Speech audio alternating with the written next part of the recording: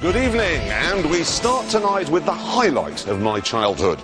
It's the Ladybird Book of Motorcars from 1963, and as you would imagine, it's full of rubbish, really, just endless, boring grey shapes, until you get to page 40, where you find that, the Maserati 3500 GT. Now, this, for me, when I was little, was like kind of Jordan and Cameron Diaz in a bath together.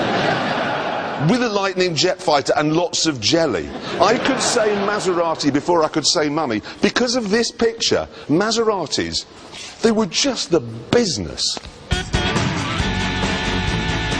This is one of the cars from the company's long and illustrious history. A 150-mile-an-hour sports saloon called the Bi-Turbo. Only this is no ordinary Bi-Turbo. It's mine. I've just bought it, and this is what I think of it.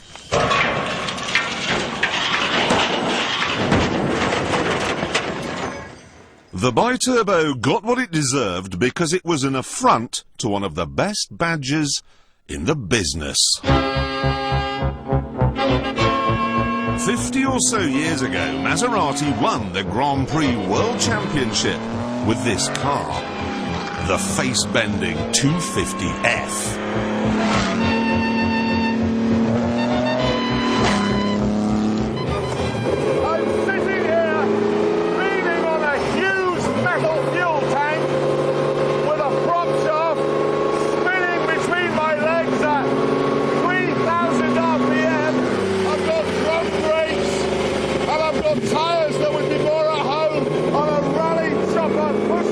So it was 1950s technology, but there was nothing 1950-ish about the speed.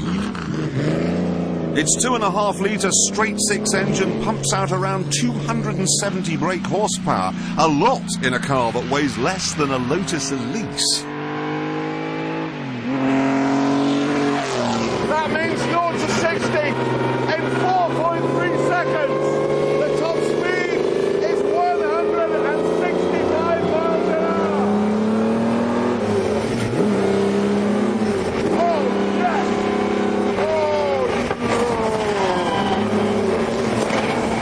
Oh, boy, this is so amazing.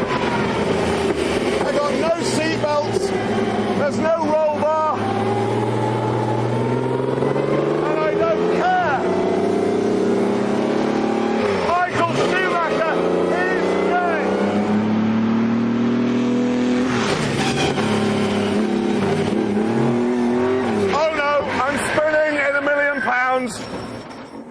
I've just spun a car worth £1 million. Oh dear. The 250F is an astonishing car. And it should have been a genetic launch pad, the foundation on which the company could build. But instead, the company went bust. But then in 1997, Maserati was taken over by the biggest name in the business, Ferrari.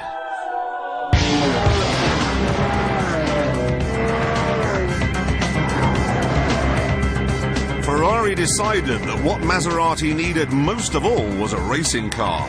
So they took their Enzo, gave it some new clothes and created something called the MC12.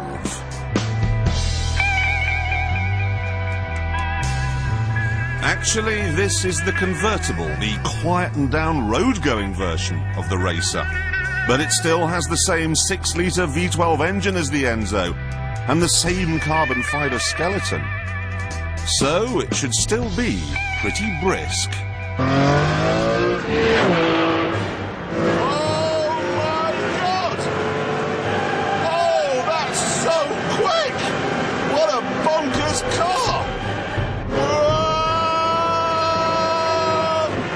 Holy moly! It's a fun machine!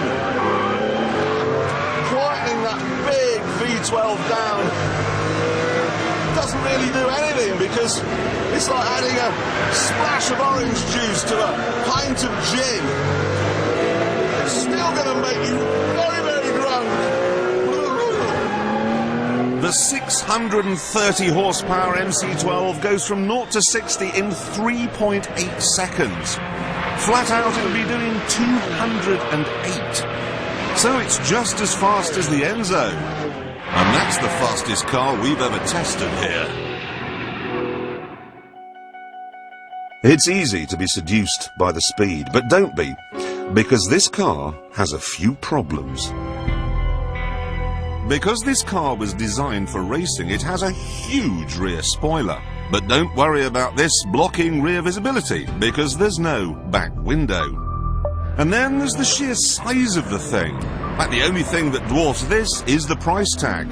£412,000. There's something else too. Racing cars which have been converted for road use never really work. It's like making a hardcore adult film and then editing it so that it can be shown in British hotels. You just end up with a sort of half-hour close-up of some bloke's sweaty face. The MC12 then is a bit blurred. Is it a racer? Is it a GT car? Is it a detuned Enzo in a fat suit? You can't really tell. Yes, it is very, very, very, very, very fast. But it's far too big, far too ugly. And if you put your foot down, far too tricky.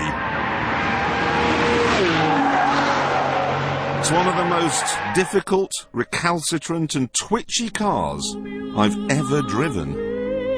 Sure, it's already winning races, but I'm afraid that, like the Bi-Turbo, it absolutely doesn't win my heart. Now, since we made that film, Maserati is no longer under the control of Ferrari. They've been moved to be under the control of Alfa Romeo, and soon I've heard they're going to be for sale again. Yeah, but enough about all of that stuff. I still can't believe that you don't like this thing. Oh, God, I'm sorry. 412,000 quid for a car that doesn't know what it is. And you know I said in the film it's got no back window? Yeah. Look, I mean, it really has got no back window. No, you're right, there actually isn't one, is there? But, and you can't deny this, it is seriously fast. It's quick. It's just, honestly, I really do believe that it will go round our track faster than the Enzo. No. I do. Who'd like to see that? Yeah! Well, you can't. Because, no, sorry, the Stig is psyching himself up, and he's going to be ready to do that at the end of the show.